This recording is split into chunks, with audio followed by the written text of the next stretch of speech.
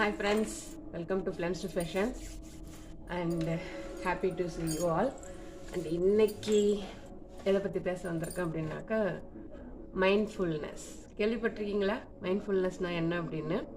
அதாவது நீங்கள் ஒரு வேலையாக இருக்கும்போது உங்கள் கவனம் முழுக்க அந்த வேலையிலையோ அல்லது நீங்கள் இப்போ ப்ரெசன்ட் மொமெண்ட்டில் இருக்கீங்க பார்த்தீங்களா, அந்த ப்ரெசன்ட் மொமெண்ட்டில் மட்டும் உங்கள் மைண்ட் ஃபுல்லாக இருக்கிறது தான் மைண்ட்ஃபுல்னஸ்.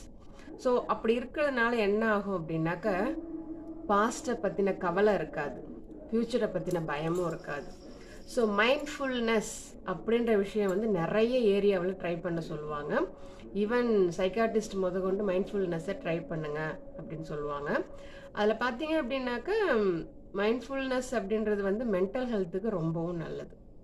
ஸோ நான் இன்னைக்கு வந்து எதை எடுத்திருக்கேன் அப்படின்னாக்கா, ஒரு 4-5 இடங்களில் நம்ம மைண்ட்ஃபுல்னஸை எப்படி பயன்படுத்தலாம் அப்படின்றத பற்றி தான் இன்றைக்கி நான் பேச வந்திருக்கேன். சில இடங்கள் இருக்கும்.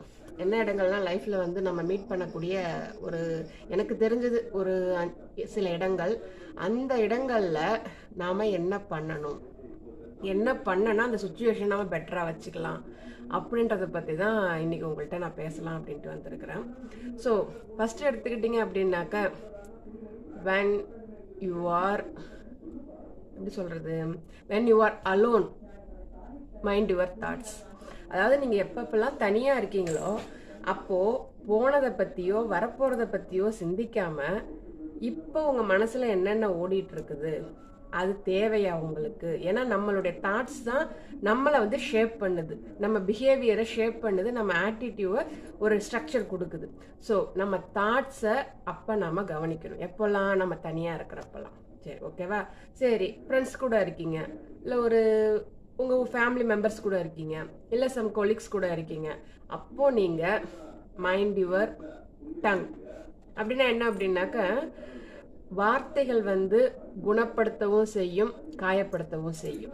அதுவும் பெரும்பாலும் ஒரு கும்பலில், ஒரு குரூப்பாக, ஒரு ரிலேஷன், அது எது வேணாலும் இருக்கலாம், ஃப்ரெண்ட்ஸாக இருக்கலாம், வேலை செய்கிறவங்களா இருக்கலாம், ஃபேமிலி மெம்பர்ஸாக இருக்கலாம், ரிலேட்டிவ்ஸாக யார் வேணாலும் இருக்கலாம்.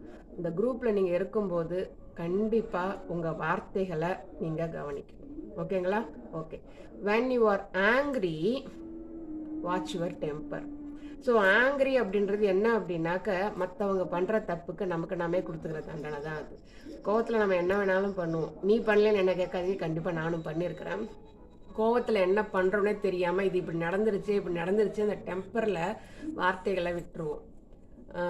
இன்னும் சில விஷயங்கள் நம்ம கோவத்தில் பண்ணுறதும் உண்டு. பட் கோபம் குறையும்